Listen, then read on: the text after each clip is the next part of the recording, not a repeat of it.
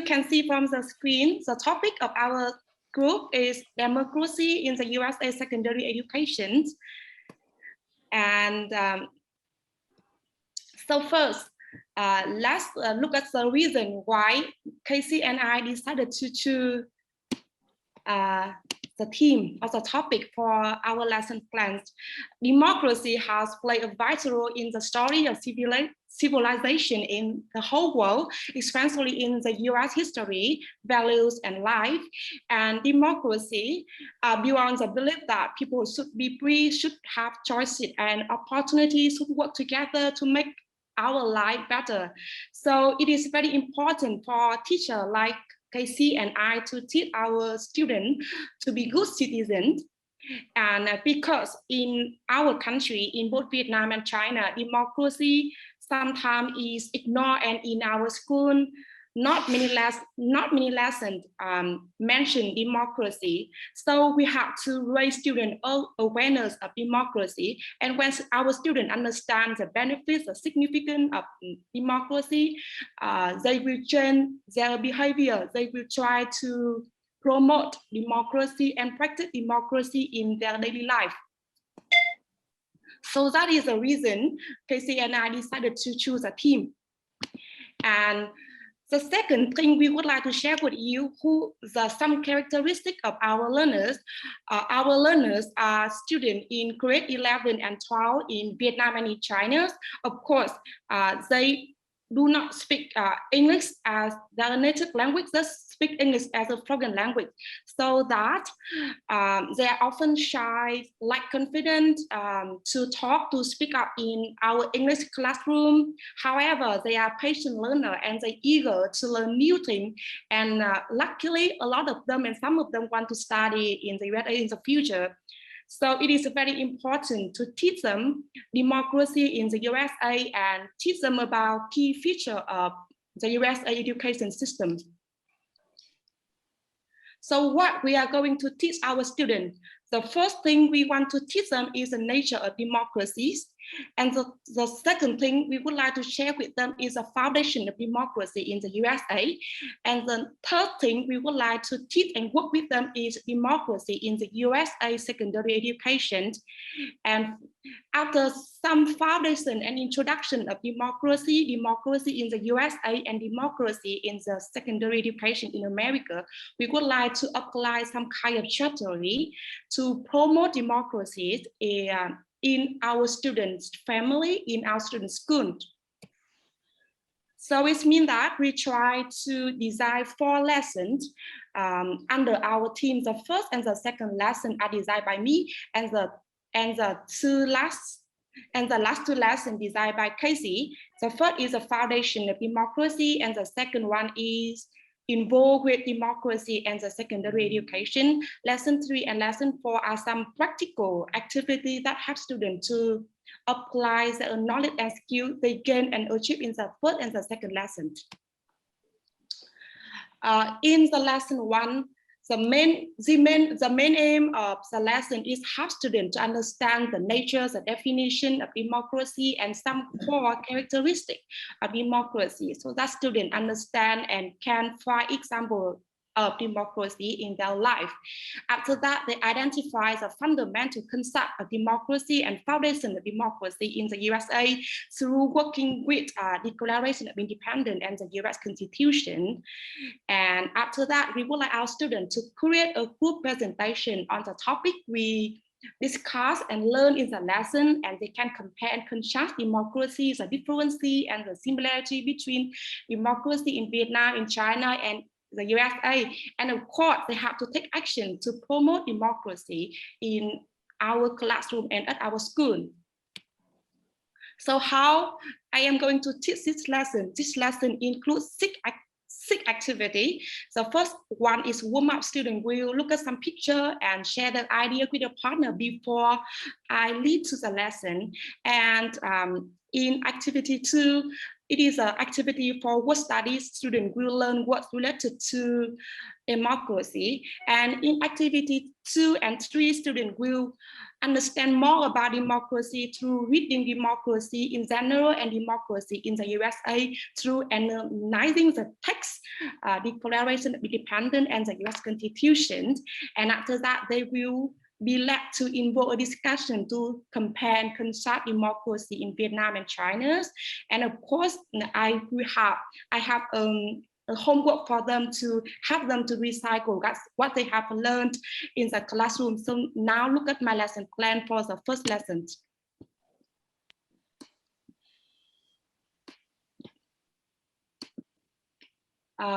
In the first lesson, I prepared some picture for students to brainstorm idea of democracies and some vocabulary that help them to feel ease with the reading comprehension tasks, and some reading text that help them to well prepare for group discussion, because they know nothing about democracy in the US, so it is very important to input them with the knowledge of democracy and democracy in the USA. And that's and I want to share with you some picture I use in the first lesson to help students to understand democracy. And now we are going to the second lesson. The second lesson is designed based on the knowledge and the skills students gain after the first lesson. In this lesson, students will be instructed to understand the key features of public education in the USA with an emphasis to democratic feature of secondary education in the USA. Of course, they will be led to take part in the discussion to evaluate the pros and cons of the democratic idea presented in the US public high schools. And after that, they will work in groups to identify critical issues of American secondary education. And I would like them to find out the difference and similarity between the high school in USA and the high school in China or in Vietnam. And in this lesson, I designed some kind of 6 activities. The first one is warm-up. Students will do a quiz about the US education system. And in the first activity, they will read a short text to check whether their guess in the first quiz true or not, okay? And then they are guided, instructed to make mind maps for democratic characteristics of secondary education in America. And then they take part in a discussion through picture, some headline of new article to discuss the pros and cons of American secondary education. And then they will be given some short text to identify critical issues of the US secondary education and suggest some solution for the problem. And a quiz on Quizy is designed to help students to wrap up the main idea of the lesson. And the follow-up activity for this lesson is that students compare and contrast the secondary education system in China and Vietnam and try to figure out the problem or any form of inequality existed in our education system. And they will propose some possible solution, and they have to write an essay about pros and cons of democracy in the USA secondary education. So it means that in the first and in the second lesson, students get to know democracy in the USA, democracy in education in America. And now the floor is open to Casey. Casey will help you to understand the third and the fourth lesson with the strategy to promote democracy in Vietnam and in China, school and in family. I have to show you some picture. I would like the students to get involved discussions. Okay, some picture I prepare for a student to see the inequality and discrimination in the US education system. And now the floor is open to Casey. Casey? Can you hear me? Okay. Yeah. Good morning, evening, everyone. Professor Katie, Bruce, and Mark. I'm Casey from China. Now, I follow Annie's class and made a presentation. The teaching content is democracy and education at school. Lesson 3 is mainly about democracy in family and in family. Now I focus on there. I mainly talk about the two tasks. First, I will ask the students to speak out the concept of democracy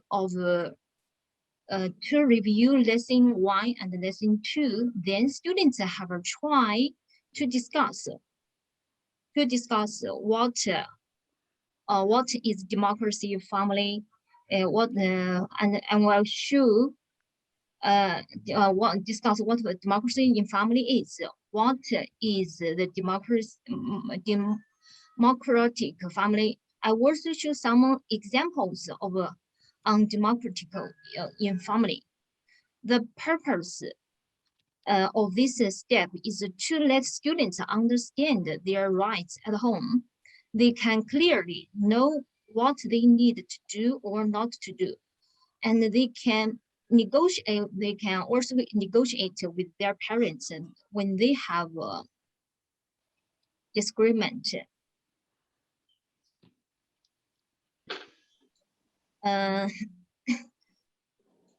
Well, in the task 2, I will give a case to them. My purpose of putting this case is to let them combine the above theory and practice together in order that students can use democracy freely at home. This is my lesson 3. And this a follow-up. When we have a disagreement in family, we can use democracy, communicate with their family members, respect each other's other's opinion. This is my homework. Well, that's it. Let's go on the lesson 4. Well, lesson 4. It's mainly about democracy in the school.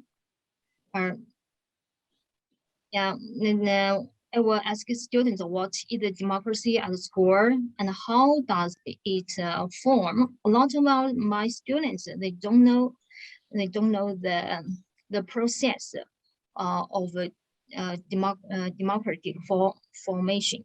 So I want the purpose of the task is know the process of democracy formation. There are almost about seven processes. Democratic participation to score councils members, and democracy including free, secret, personal, and next election and rules. Let them know the election rules, and then democracy and class representative, democracy and the school representative, and meritocracy, and the last part, they choose the best one they like. So these are the process of democratic process. I designed this part in order. My purpose is to after learning, they can develop a commitment to protecting the inalienable rights of all. It extends students' perspectives on rights and responsibilities to consider those of others as well as their own. So I give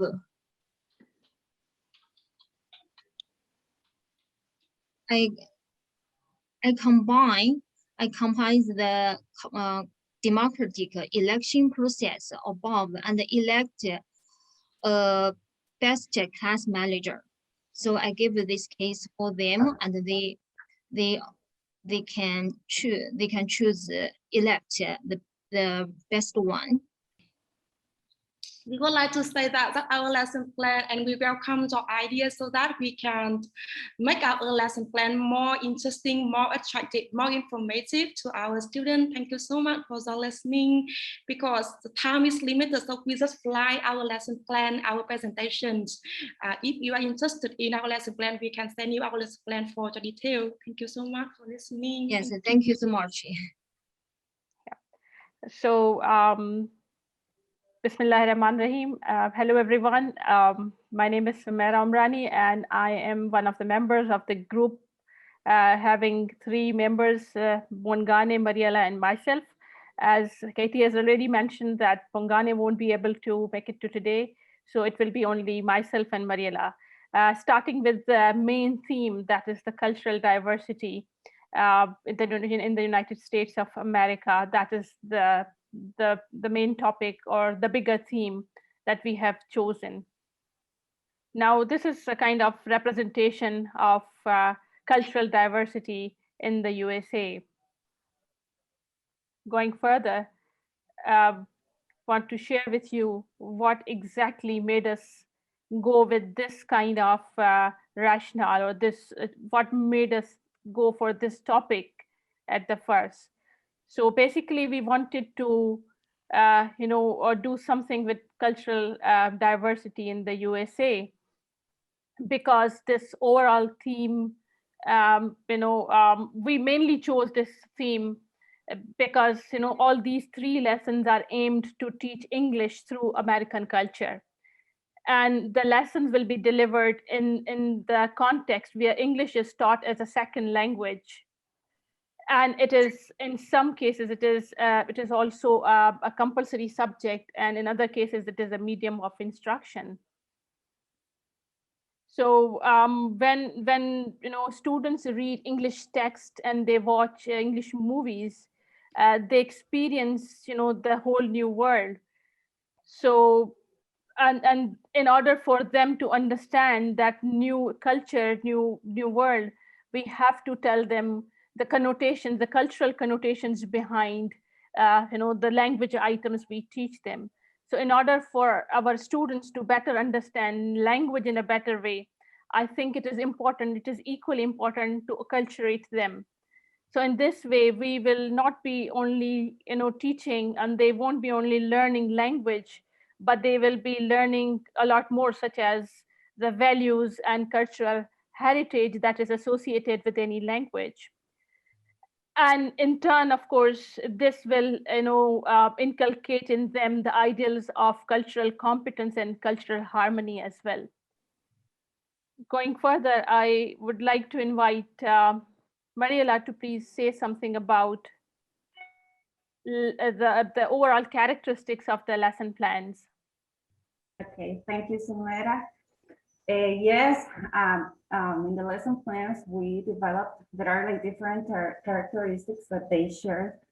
First of all, is that all the lesson plans are developed for students to practice the 4 skills. Something important here is that it doesn't matter, for example, if the students have like different proficiency levels, because most of the time in many different activities, students are going to be working together. So in that case, they will help each other to develop the different activities. Besides that, students are aware of cultural diversity in the United States. They are going to learn not only language, but they are going to learn also culture. And this is quite important because they are going to have that knowledge for themselves, but also they are going to share that knowledge with their relatives, with friends, and with the society in general. Something else, something important, is that through these lesson plans, students will become more tolerant, and they're going to be more sympathetic and respectful about differences among people, and they are going to respect as well other people's opinions. So in general, those are the things that all the lesson plans share. Mara, would you like to continue? Yeah, sure. So under that umbrella theme of cultural diversity, we have divided into 3 parts, and each one of us will be having lesson plans on these 3 of the sub-themes. So multilingualism and the types of communication, which includes the verbal and non-verbal communication, the sense of identity, and influx of immigrants. They are interrelated because they all somehow are connected towards the cultural diversity in the US. Okay, now talking about the rational for teaching approach, we're using, the 3 of us are using a communicative approach. It comes from the idea that learning a language successfully comes through having to communicate real meaning. In this case, students are using or are learning different activities, right? They're using different activities that are going to help them communicate in real life situations. Besides that, we're using task-based learning. It focuses on the use of authentic language and on asking students to do meaningful tasks. You will see that in the 3 lesson plans, we're using authentic materials, and they are going to produce authentic tasks as well. It is a learner-centered, the 3 plans are learner-centered. It means that student becomes the most important part of the teaching learning process, and the teacher becomes a facilitator or a guide during the whole process.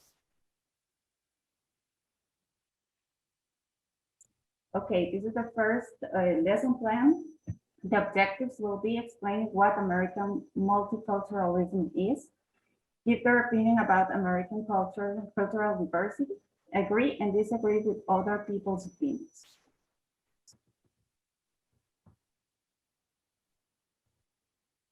Okay, as a warm-up, we will use a very nice activity suggested by Katie.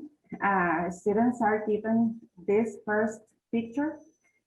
The teacher will explain that in order to talk about culture, there are like different things that you can see from a person. There are some things, for example, that you can see that are very easy, for example, to see. There are some things that are somehow easy to see, and there are things that you cannot see talking about the culture of a person. After analyzing that image, the teacher will give students the image that is on the right.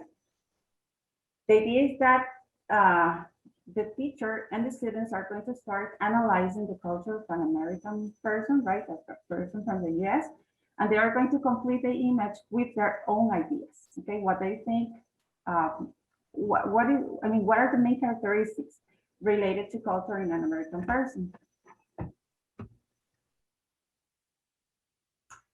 After that, the teacher will show a video. In that video, what they will see is like interview. I mean, there is like many different people, American people, describing and defining what culture is for them.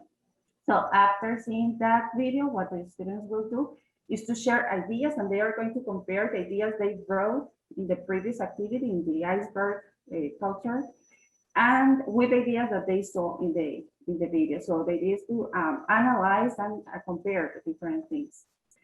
For presentation, using a PowerPoint or presentation, what the teacher will do is to introduce and explain different concepts. For example, culture, nationality, race, assimilation, adaptation, and religion.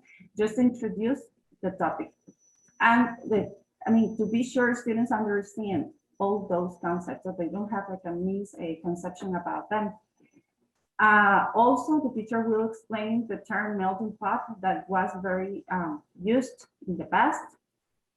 And after that, what the teacher will do is to explain some different expressions students can use to agree, disagree, for example, with other people's opinions, because they're going to use that for another activity.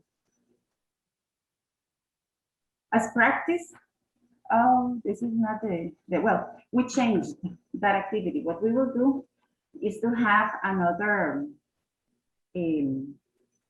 reading. So this is from the internet. It is a link. It is a real and authentic material.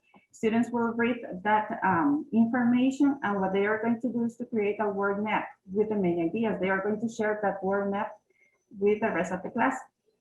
After that, the teacher will give a handout. Could you please move to the previous one, please? Thank you. Thank you. The teacher will give students a handout. In that handout, they will have some sentences related to the topic. So what the students have to do is to work in groups and to discuss if they agree or disagree with the sentences related to culture. For production, what the students will do is to work in groups. So for example, well, podcast is something that is very common here in Costa Rica. Students love listening to podcasts. So what they have to do is to create one. So they are going to work in groups and they are going to analyze, for example, what cultural diversity means for them. What is cultural diversity in the United States, according to what they have learned. And in groups, they have to create their own podcast. So they are going to record that and send it to the teacher. And finally, as a follow-up activities for students will be, what they have to do is to write a paragraph, just giving like their reaction to the topic, I mean, what they learned, etc. And they are going to send that paragraph to the teacher. The teacher will have a blog and she's going to post that paragraph in the blog. All right, so this is lesson plan number 3, which I've prepared for my students. And since I teach in a higher education, so we usually have 90 minutes classes there. And thanks to Katie for helping me to redefine my lesson objectives to make them more practical now. And I hope they look fine now. And so previously I was using kind of vague words. Now I have used concrete terms like demonstrate, define, differentiate, describe, simulate, and write a paragraph on exact topic. So I was missing on the topic before. So after getting comments, I've tried to, make it more readable and understandable for my students. And these will be the materials used in the warm-up. I have chosen the 3 activities. The first one is a quiz, which I'm still not sure if to include it or not, though we have tried to attempt the quiz, including Katie. And I would suggest all of you to take this quiz. I scored 13 myself, Mariela 14, and Katie scored 16, Katie, or 17 maybe. Yeah. So so that will be the first activity, and the second one will be watching a video and then trying to find out the meaning of the phrases, or rather guessing the meaning of the phrases. And I have provided the list and will be provided on a worksheet for the students. And then, the teaching activities include, every teaching activity rather will be initiated with a kind of brief lecture or presentation. So it will be instructional input from my side, but I won't take it longer than 10, 12 minutes, hopefully. And in the first instructional input, the activity will talk about multilingualism in the USA, and it's a kind of representation. And I will also provide them these statistical data that what are the top 10 languages spoken in the USA after English. And then the second activity will be a group work. We'll make a group of 5 each, and after that activity, it will be followed with the group presentation. And it will be talking about advantages and disadvantages of being a multilingual.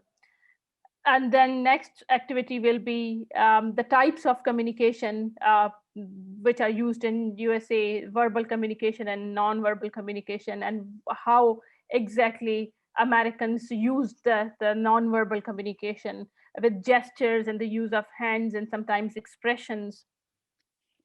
And the next activity will be a small talk, which is also a popular kind of thing in American culture when it comes to informal conversation. And finally, the students will be involved into writing a paragraph. In the follow-up, there will be 3 tasks for them to come prepared next week. One of them will be this task is to create an intercultural wall in the classroom in which the students can post because we also have students Pakistan is also a multicultural country. And within my class, there are so many students who can speak more than 4 languages at a time.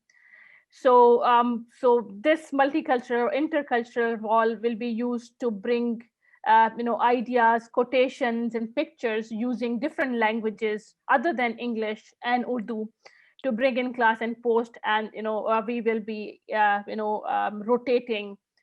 So which language we should use for 1 week, and the next week we'll be probably using another language. And Mariela has already talked about what kind of rationale of the teaching approach we have using. So particularly in my case, it will be more kind of an eclectic approach, having a combination of communicative language teaching and task-based language learning. And I have also provided the reasons why, so quite a lengthy piece. And these will be the resources I have used for preparing my lecture and preparing the handouts for my students. So that's all from my side. Thank you so much. If there is any question and comment, I would love to have them in the chat box probably. Thank you so much, guys. Thank you both. I'm going to simply share Goodwill's link that he has provided us, I think for time's sake, so that you can watch that on your own time rather than watching it here. We'll take advantage of the asynchronous component, but don't watch it now. Let's give the next group our presentation, and I'll post that chat where you can find the link later on Moodle. Yes, hello everyone. I want to go first, and I want to explain that we used the same theme and the same research question, but we developed slightly different lessons because the intended students is in different age also. So we try to use, like strategies working for this age, for every age for the students. So I will start with my 2 lesson plans. I will share my screen. The research question, or the main theme: how and why have minorities in the USA created and creating social movements? So I developed 2 lesson plans. The first is about minorities' status before the civil rights movement, and we'll look at it now. The first lesson plan, the title is Minorities' Status Before the Civil Rights Movement.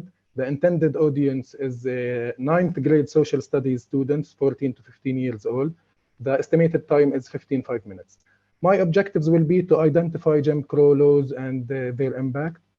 The students will be able to understand African American and Native American experience before the civil rights movement in the 1960s, especially the first half of the 20th century to 1900 to 1960.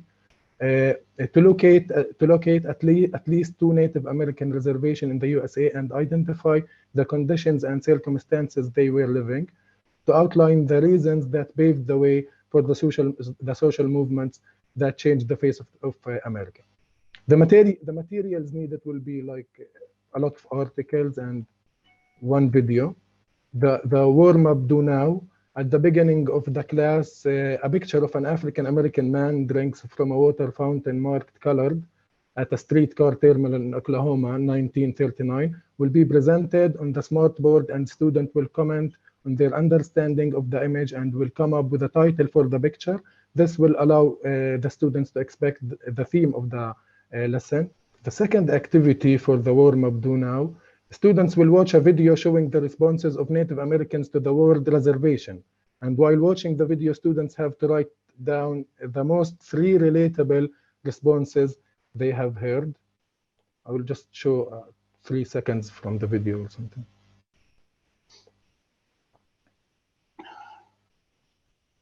Damnation.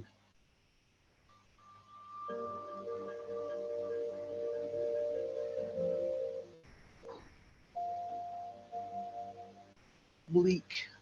Oppression. Small. And this is the second warm-up do now activity. For the main activities, I will present the content through a PowerPoint presentation to clarify and explain the new terms such as segregation, self-government, era, Jim Crow laws. Then the students will work in groups of 4 to go over the resources and articles and list the oppressive laws and tactics that African American and the Native American faced from 1900 to 1960s. The group, after that, the groups will present their work, and the teacher will write a list on the board with all the laws and tactics in common that mentioned by more than one group. Then the students will engage in a discussion about this question: what you will do if you face those laws and tactics, and how you and your family and friends will react. Finally, the students will start to write an imaginary, let's say, diary. They will start to write on their creative writing notebook a fictional historical diary for their grandfather who lived the segregation era and wrote about it. The follow-up activities will be the students will finish and upload their fictional historical diary on the school platform to allow other students to see each other work, also to allow the teacher to go through the students' outcome and formatively assess their understanding of the content. The other follow-up, students will write a comparison between the conditions that faced African American and between the African American conditions and between the conditions that Native American faced. Students will submit their work on the school platform also to allow them to comment and learn from each other work. The rationale for teaching approach is the lesson will introduce the students to the reasons and situations that can lead to a social movement and a movement for change. Using the creative writing component, writing the diaries, will allow students to interconnect their feelings with the social movement causes, especially with them living under occupation. Okay, right. So let's do it like this. Okay, so I'm going to share it one by one. So I've made 3 lesson plans. The theme of the lesson plans is, broadly speaking, the civil rights movement and the Jim Crow laws. I start with Reconstruction. Thank you very much, Katie and Bruce, for your very interesting and useful feedback. Unfortunately, I haven't had literally any time to do whole lot with it. So my first lesson basically is introducing Reconstruction in the United States after the Civil War, to provide a context for how African Americans would have lived after the Second World War, where would they have lived, etc., to set the stage for the civil rights movement and or the Jim Crow laws. And I'm also in the first lesson going to go over the 13th, 14th, and 15th Amendments of the US Constitution with a view to really explain to the students how, to analyze the Reconstruction Amendments and how they were used to perpetuate a system of racial oppression, rather the loopholes in the amendment. So before the lesson, I'm going to have them read the article about conditions of antebellum slavery, which really goes into how slaves lived, how educated they were, what skills they had. It goes into a decent amount of detail. I would click on it, but it wouldn't do anything because I'm only sharing the Word doc. So it's on PBS. It's clickable. Right. And they should make notes on education skills, where the slaves were working, how much money a slave would probably have. At the beginning of the lesson, I have a do now activity where I put them in groups of 4 or 5, and they're supposed to come up with definitions of freedom, person, and slavery. And then the definitions will be shared. The number of people per group, it's so that there are about 3 groups, so we have about 3 definitions. Right, and then the first activity is that with the students will review what they have learned, and the way we'll review it will very briefly review what they've learned in the article, and then they'll be asked to imagine that they are a newly freed slave, and knowing what they know, which is, like, again, their education, their skills, where they're working, how much money they have. The idea is for them to try to answer the question what they would be doing. And I want from the students a range of answers, like what they would do, what's the next thing they would do, like where they would work, how they would work, etc. If they would stay where they were before, they would move elsewhere, etc. Then I just very briefly explain like what Reconstruction was. I go over the basic terms like scalawag, carpetbagger, and also briefly explain the Freedmen's Bureau and the Ku Klux Klan. Then I provide them with a dictionary definition of the word sharecropper. Dictionary definitions are theoretically neutral.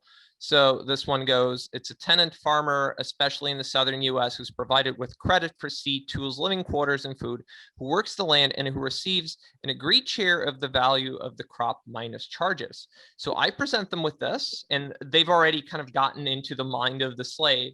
And I asked them, all right, so knowing what you know now, does this sound like a good idea for you? Is it a fair deal?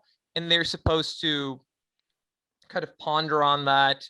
I'm expecting a variety of responses. Also, like what would make it a good deal? What would make it a bad deal? Etc.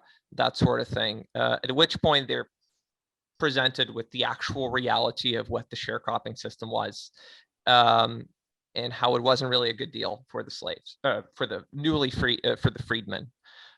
Then very briefly, just explain the Reconstruction Amendments, like what they were, that they were the 13th, 15th, 14th Amendments, and their basic idea was to grant citizenship and slavery, grant citizenship to former slaves, and grant them equal rights, broadly speaking. Then they're shown the text of the 13th Amendment, at which point I will probably change the setup to show you the text of the 13th Amendment. Where's Zoom? Why can't I see anything?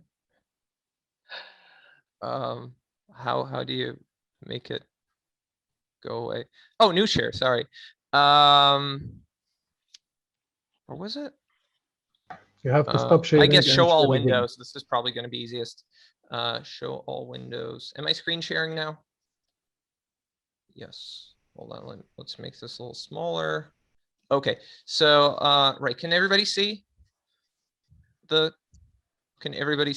text of the 13th Amendment? It's still the Word document. Stop sharing and share Just again. the Word document. Okay. Not yet.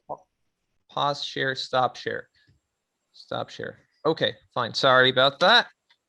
Technical difficulties. That's why I love teaching during the pandemic. Okay, this is it. So share. So can everybody see the 13th Amendment now? Yes, yes. Right. Yeah. Okay, everybody. So read through it. So can somebody read it out loud? For example, I don't know. Daniela, can you read it out loud, please? Section 1. Yes. Neither slavery nor involuntary servitude, except as punishment for crime whereof the party shall have been duly convicted, shall exist within the United States or any place subjective to their jurisdiction. Okay, brilliant. Fine. Now, can anybody see a loophole here? Can anybody try to find a loophole? Raise your hands. May I speak? Yes. And I say what I see. I think that in an indirect way, slavery is allowed because nowadays, for example, if you're imprisoned for a crime, you can be used to work for free, which is a form of slavery. So you are made to work, and that shows there is freedom is violated in a way, and this allows for a modern form of slavery, let's say. Brilliant. Exactly. Yeah. Accept this punishment for a crime. Yeah. Okay. Very good. So, do you think this is right? Do you think this is something which should be allowed? What are your opinions? May I speak again, or would you like? Sure. Okay. I think this should not be allowed because this, as you said, is a loophole that allows for other interpretations and other forms of action in terms of governments and constitutions and the institutions of the state. So I would say this should be done away with, and it's a huge question, a huge issue as to how you deal with large numbers of inmates, of prison inmates. So to my mind, the best solution would be to educate everyone in a holistic way so as to avoid creating the circumstances for people to commit crime. That way you avoid massive incarceration. The correction system has been corrected before it has to correct furthermore, which is normally disastrous, and it should not be allowed for the state to like take advantage of certain circumstances, such as imprisonment, to allow for other forms of slavery and depriving people of their freedom and right to freedom. Okay. That's my opinion. Excellent answer. Yes. Right. So at this point, I'd go into the idea of black codes.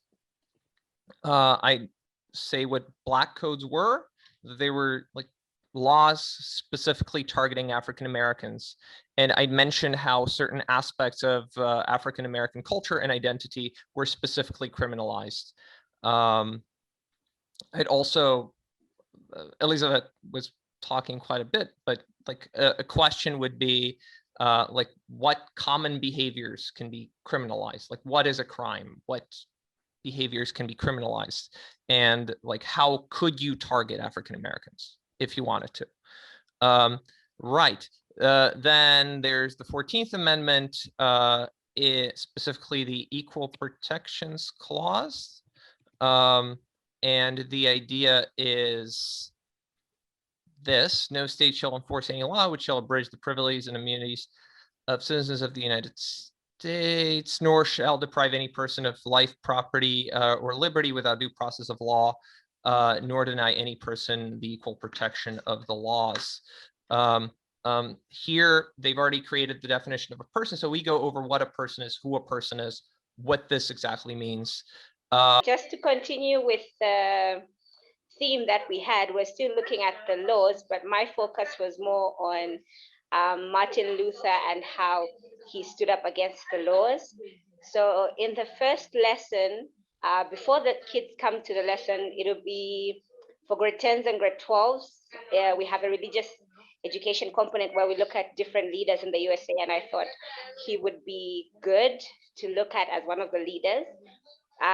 So before the lesson, they will be given the link to look at the full life of Martin Luther, the biography. There are 3 different links. They are all on YouTube. I will share once. So that coming into class with activity, I will ask them 2 questions.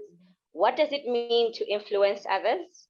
And can we influence people negatively and positively?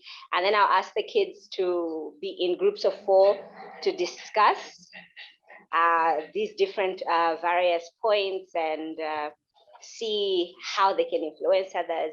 And then we'll take time to write the lesson, the different ways the pupils feel that somebody can be influenced, and the different examples of how they've either experienced being influenced positively or negatively and things like that. And then thereafter, we'll continue, we'll take notes. Maybe obviously there'll be some vocabulary that will come up, different words we'll discuss, and just talk about how much influence one person can have and how much they can change the society or their immediate environment. Then from there, we'll now go deep down into the video, looking at Martin Luther was able to influence others to speak out and with a civil. Then we'll have, at this point, we'll also listen to the I Have a Dream speech. And then we'll ask the children then to say, what are some of the dreams they have right now for particularly Zambia, the country we're in? What dream do they have? What can they do to make it better where they are at? And then I'll ask the students to come up with sort of like a tree diagram of if in the next 1 minute, what dream do they have? And then in the next week or so, what dream do they want to achieve? What change do they want to see, or what influence do they want to have? And then after that, they want to achieve, and what are some of the things that they want to see that they can implement within the school? Yeah, so just following up to see what are some of the activities, if they would be able to achieve, if they've achieved them within the school and things like that. And then would have recurring follow-ups on some of the things that the influence, the positive influence, obviously that's what we want within the school, that they would have achieved, taking inspiration from Dr. Martin Luther King. Okay, all right, yeah. So I think that's my first lesson. Thank you, Regina. Yeah. So as you can see, so my lesson plans will be focused around the Roaring Twenties in the USA. So first question is why? So here are some pictures from our ball at the school. So every year we organize balls, and they have different themes all over them. And as you can see, so this spring it was the Roaring Twenties, and we can see a lot of things here actually. So we can see the kind of aim for authenticity in clothes by both students and teachers, hopefully. And just also the interiors of rooms and stuff like this. And the kind of cultural aspects which were included in this period of time. The thing is that students also did some preliminary research, and they also designed their own kind of clothes like tiaras and things like this. So some more pictures. So, and I would call this the Great Gatsby style. Of course, so these drinks are non-alcoholic. Oh, and one more thing. So here you can see also the examples of students' creativity. So as they rehearsed different dances of that era, as well as performing different musical pieces. These are also done by students mostly. So as I said, so the goal was to create a series of lessons, or it may be a part of the extracurriculum course on the historical importance of the jazz age in various areas of life of the 1920s USA. So, and so far I've created a few plans on introduction into the jazz age, then also one lesson on the emergence of jazz and the Harlem Renaissance, and one more on the language peculiarities of that period. So as for the intended audience and estimated length of time, so here you can see some details. So it's great for grade 7, 10 students. So these are actually students at our school. So with the level of English, it can be different level of English, as most of the lessons actually include differentiation possibilities. And as our school is an MYP school, so phases 3 to 5 are possible for applying these lessons. So every lesson should take around 80 minutes. But I guess from 60 to 80 minutes, that's the idea. So here are some objectives, the objectives from 3 lessons. So you can look through them, I think. So all of them, most of them actually somehow instigate students' research possibilities and students' autonomy. So there are also possibilities for students' presentations and them working in groups and collaborating with each other.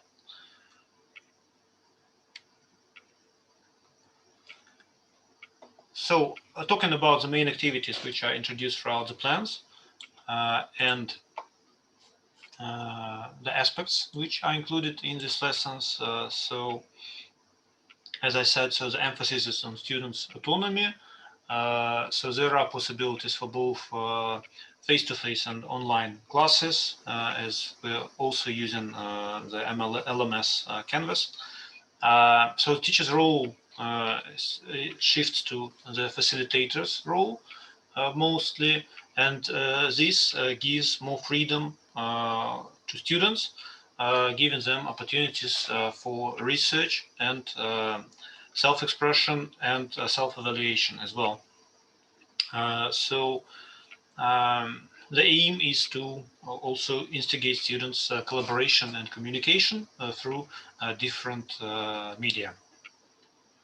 And one more thing which I think might be useful is possible further application for interdisciplinary projects. So this ball actually was a product of some kind of collaboration from the Department of History and Social Sciences and Arts department as well. So as actually all of these aspects are included. And of course, English as the kind of most useful medium of research and medium of communication.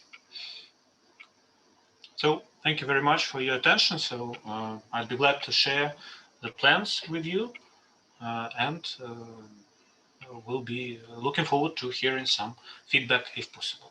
Thank you so much, Mikhail. Thank you to all of you for these presentations and for all the work that you've put into it.